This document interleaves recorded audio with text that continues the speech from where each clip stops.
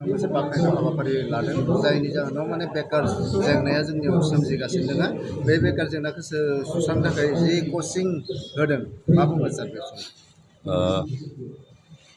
जा बिटिसिआव फोर्थ ग्रेडनि आरो third ग्रेडनि advertisement ओंखारदों दा बेनि थाखाय गोबां जोंनि बिजाथिफ्रा दरखास्त होदों दा दरखास्त होनाय आरो साख्रि मोननायनि गेजेराव गोबां फाराग थायो जिहेतु दा साख्रिया जोबोद कम्पिटिटिभ जाबाय माने साख्रि पस्टफ्रा खम खिन्थु क्लास्टार नागिरग्रा असंख्य जायो बेनिखायनो बिथांमोनखौ जाहाथे हेल्प जायो बेनि थाखाय इन्टारभिउ जाहाथे फेस जानो जाहाथे इजि जायो बेनि थाखाय बिथांमोनखौ मोनसे कचिंनि बेबस्था खालामनाय जादों बारा बेबायदि खोब माबा हिसाबै नङा लं टार्म बिदिनो सानब्रैनि थाखाय बिथांमोननो प्रिलिमिनारि नलेजखिनिखौ बेखौ फोर्थ ग्रेडनि जितु रिटेन जानाय नङा माथ्र मौखिक बायदि इन्टारभिउ जागोन बेनिखायनो बिथांमोनखौ इन्टारभिउनि थांब्ला माबोरै थानांगौ मा पजिसनाव थानांगौ बोरैहाय उत्तर होनांगौ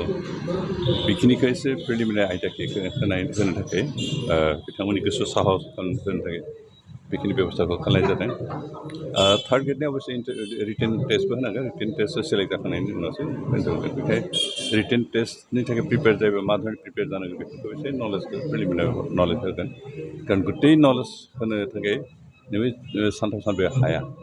बेनिखायनो जों जास्ट सर्ट टाइमनि थाखाय फ्रि जाहाथे बिथांमोना एसे बोलो मोनो साहस मोनो बेनि थाखाय बेखिनि बेबस्थाखौ खालामनाय जादों आसा खालामदों जोंनि बिजाथिफ्रा मोजाङैनो गोसो होना सोलोंगोन आरो अन्तत बेबायदि प्रिलिमिनारि आइडियाखौ मोनोबा बिथांमोना मोजाङैनो साहसजों इन्टारभिउ होनो आरो पास जानो थाखाय एसे गोरलै जागोन बेखिनिखौ आसा खालामनाय बे हाबाफारिखौ लानाय जादों ओरैनोथ' नैबेवहाय जोंनि उदालगुरि एरियानिखौल' माबानाय जादों निस्सय 200सो दं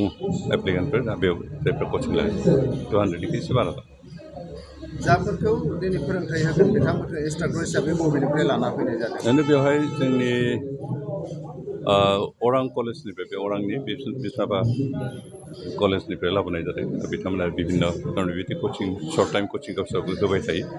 आरो बिदि एक्सपिरियेन्स माबायैखाय बिथांमोनखौ जों लाबोनाय जादों बिथांमोना बे सानब्रैखौ फोरोङो नुनो मोनदों बिटिसियावहाय